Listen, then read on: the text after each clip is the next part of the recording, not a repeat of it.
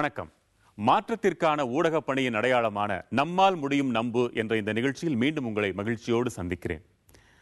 ஐவகை நிலங்கள், சங்கத் தமிழரின் மெய்வளர்த்த புலங்கள், குறிஞ்சியும் முல்லையும் மருதமும் நெய்தலும் பாலையும் பால்வார்த்த தலங்கள் தமிழருக்கு.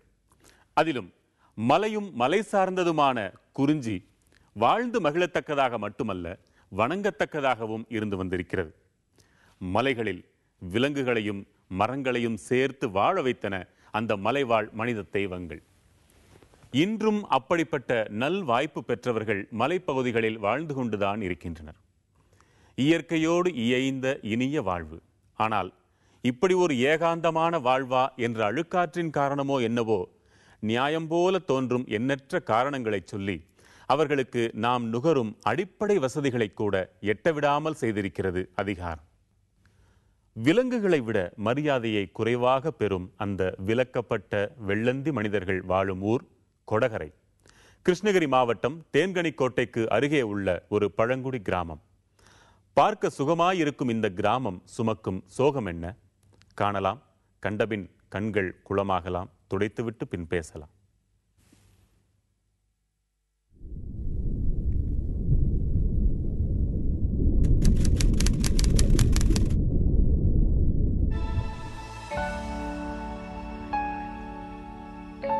பரம்பரையாக பாட்டம் முப்பாட்டம் காலத்துலேருந்து இங்கே வாழ்ந்து வரோம் சார். முப்பாட்டம் காலத்துலேருந்து வரும்போது இங்கே சுமார் ஒரு 3000 ஜனத்தொகை இருக்குது.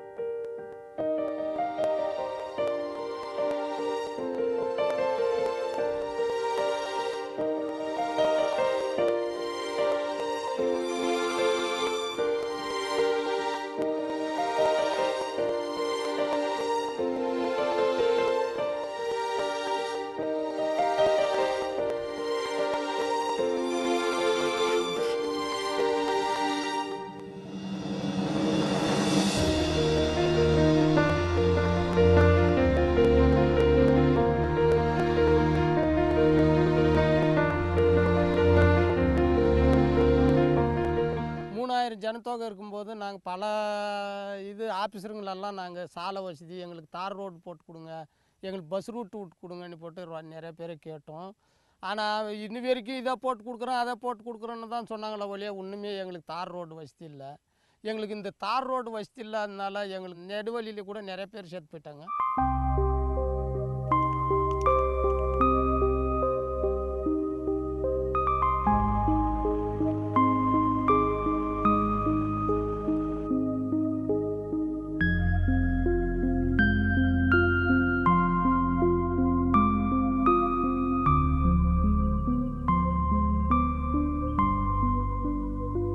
ஆஸ்பத்திரி வசதி இல்லாதனால நாங்களே வேப்பந்தால் அரைச்சி அந்த குழந்தைங்க போட்டுன்னு இருக்கிறோம் சார். காசில் வந்துருச்சுன்னா 10 கிலோமீட்டர் சம்மந்த தூக்கின்னு போகணும் சார்.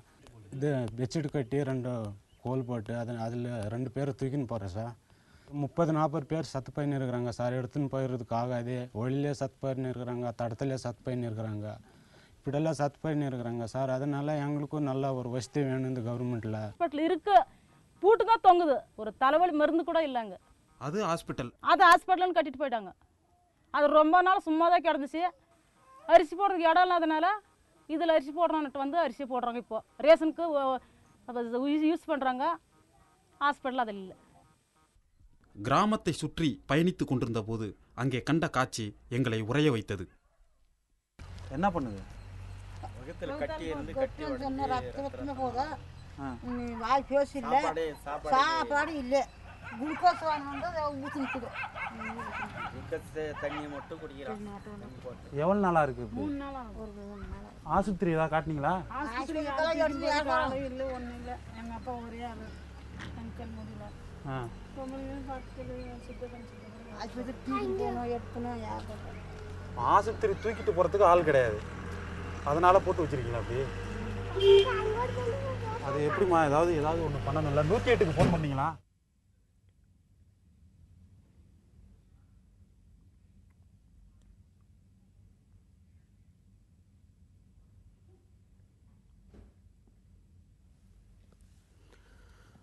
காட்சி தொகுப்பில் நாம் கண்ட அந்த வயதான பெண்மணி இன்று உயிரோடு இல்லை. நம் குழுவினர் அந்த மூதாட்டிக்கு உதவ எத்தனையோ முயற்சிகள் எடுத்தும் அவரை காப்பாற்ற இயலவில்லை. காரணம், மருத்துவர் அங்கு உடனடியாக வந்து சேர இயலவில்லை. சிகிச்சையின்றி நீண்ட நாட்களாக கிடந்த அம்மூதாட்டியின் உடல் அதற்கு மேல் ஒத்துழைக்கவில்லை, தாங்கவில்லை. நம் கண் முன்னேயே ஓர் உயிர் பறிபோயிற்று. இந்த கிராமத்திற்கு மட்டும் உரிய சாலை வசதிகள் இருந்திருந்தால், மருத்துவர் உடனடியாக வந்திருந்தால், கொடைகரை கிராம துணை சுகாதார நிலையம் மட்டும் முறையாக செயல்பட்டிருந்தால் இந்த பெண்மணி காப்பாற்றப்பட்டிருப்பார். இந்த கொடைகரை கிராமத்திற்கு ஏன் இந்த நிலை?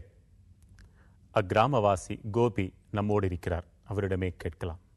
வணக்கம் கோபி. வணக்கம். இது மாதிரி எத்தனை உயிர்களை பறி கொடுத்துட்டு இருக்கிறீங்க? நிறைய பேர் இறந்து போயிருக்காங்க ஐயா. இந்த வருஷத்தில் சிசு மரணம், இடைக்காலம் பாம்பு கடிச்சா, அந்த மாதிரி நிறைய. ஏன் காப்பாற்ற முடியல? காப்பாற்ற முடியலன்னா ஆஸ்பத்திரி வசதி இல்லைங்க ஐயா. எவ்வளவு தொலைவில் இருக்கு? தொலைவு வந்து 30 கிலோமீட்டருக்கு மேலே வரும். இப்போ உங்களுக்கு சாலை வசதி அந்த பக்கத்தில் இல்லைன்னு சொல்றீங்க.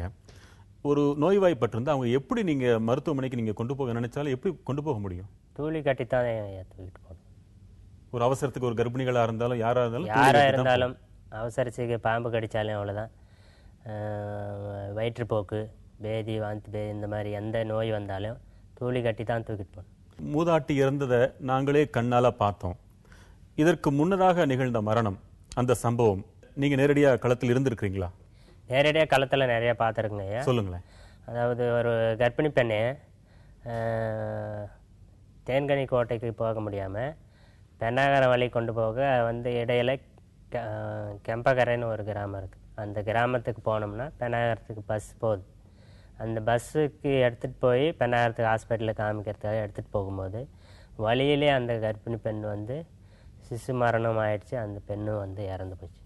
முக்கியமாக வந்து இந்த கிராமத்துக்கு சாலை வசதி இல்லாத ஒரு பெருங்குறை தான். இந்த சுகாதார மேம்பாடு வந்து சரியாக செய்ய இருக்கிறாங்க. பழங்குடியின மக்கள் ஒரு 500 பேர் 1000 பேர் கூடியிருந்தா அத்தனையும் சேர்ந்து ஒரு குடும்பம் போல தான் நீங்க வாழ்வீங்க. இப்போ உங்க குடும்பத்துல இப்படி வருடத்திற்கு சில மரணங்கள் நடந்துகிட்டே இருந்தா உங்களுக்கு எவ்வளவோ கோபம் வந்திருக்கணுமே? கோபம் வருது, யார் மீது காட்டுறது? தொடர்ந்து உயிர்களை பறிகொடுத்துக்கிட்டே இருக்கிறீங்க. என்ன செய்யறதுன்னு தெரியல. சொல்ல முடிந்தாலும் கேட்கிறவங்க அதுக்கு மேல ஒரு இன்ச்சு கூட நகழ்றதில்ல. இப்படி போயிட்டு இருக்கு உங்க வாழ்க்கை. தொடர்ந்து பேசலாம். ஒரு சிறிய இடைவேளைக்கு பிறகு தொடரலாம்.